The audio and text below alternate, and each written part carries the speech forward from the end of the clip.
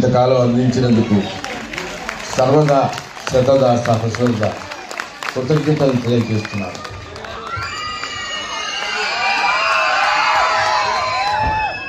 ఈరోజు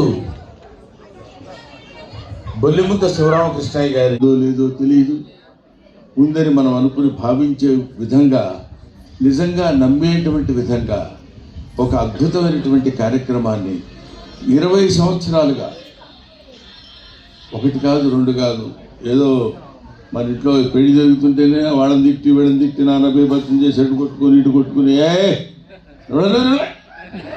ఏం చెప్పాను నీకు అంటాడు. అక్కడ మన పెళ్లిళ్ళలో కూడా గబుక్కున అది తీసుకురాను అనుకో ఏది అంటాడు.